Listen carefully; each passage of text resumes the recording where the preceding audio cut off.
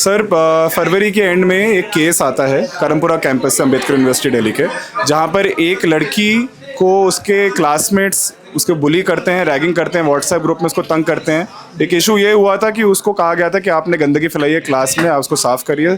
वो लड़की जाती है सफाई कर्मचारी को बोलने के लिए कि आइए साफ़ करिए। इतने में उसकी इतनी बुलिंग हो जाती है कि वो जब तक घर पहुंचती है तब तक उसके दिमाग में सुसाइडल थॉट्स आने लग जाते हैं। वो नैप्थलीन बॉल्स को क्रश करके खाने का सोच रही होती है कि उसकी मदर इंटरवीन करती है, उसको रोक लेती है। ये जो रैगिंग हुई थी सिर्फ ये फेस टू फेस नहीं हुई थी, जो क्लास का व्हाट्सएप ग्रुप है इसमें 100 से ज़्यादा बच्चे हैं, उसमें अननोन नंबर्स को ऐड करवाया गया था और उन नंबर्स ने फिर बहुत गंदे गंदे मीम भेजे थे, लड़की को टारगेट किया गया था। तो उसकी माँ ने हमको अप्रोच किया कि इस मुद्दे को उठाएं। हमने समझा कि मुद्दा उठाना ज़रूरी इसलिए क्योंकि हमारे कैंपस में, हम AUD करमपुरा कैंपस की बात कर रही हूँ, तो उस कैंपस में बहुत सारे ऐसे इंसिडेंट्स हुए हैं। मतलब एक लड़के को कॉर्नर किया गया, उसको मारा गया, 15 मतलब ऐसे कुछ झुंड लड़कों का, उन्होंने उसको बहुत मारा, उस पर कोई एक्शन नहीं हुआ। एक लड़की को भरी दोपहर में 2 ड्रंक लड़के आके मार रहे थे, उस पर भी कोई एक्शन नहीं हुआ। इनफैक्ट जो हमारे एडमिनिस्ट्रेशन वाले थे वो उस लड़की को कन्विंस कर रहे थे कि आप सेटलमेंट कर लो, वो सॉरी बोल रहा है, आप उसके सॉरी ले लो।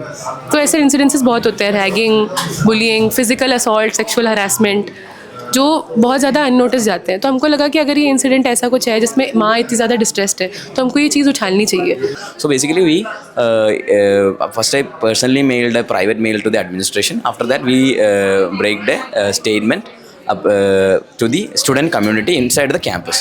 So after this our intervention, there was a proctoral committee that was put on the matter, and we were also called for the proctoral inquiry, and we were not given any shock cause. We were not we only came to know that it's a proctoral meeting by the end only of the meeting.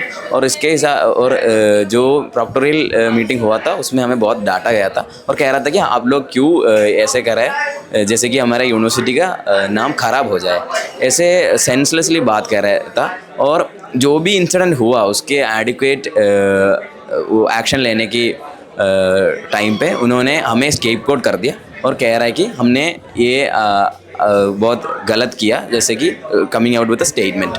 और अभी after the 20 days of suspension, the people who did the ragging, their suspension was revoked, and we who like went in support and solidarity with the student who had to go through ragging is still outside the campus. 3 of us, me, Harsh and Nadia, we all are students from Ambedkar University. We are like still standing outside, unable to have our right to education.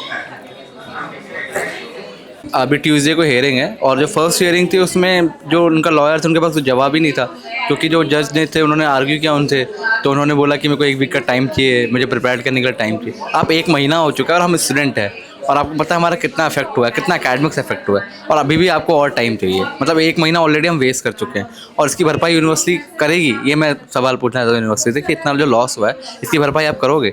और मैं मुझे JNU के अंदर masters के लिए admission लेना है तो मैं कैसे करूँगा? मेरे लिए तो बहुत प्रॉब्लम हो जाएगा, मेरी डिग्री डिले हो जाएगी।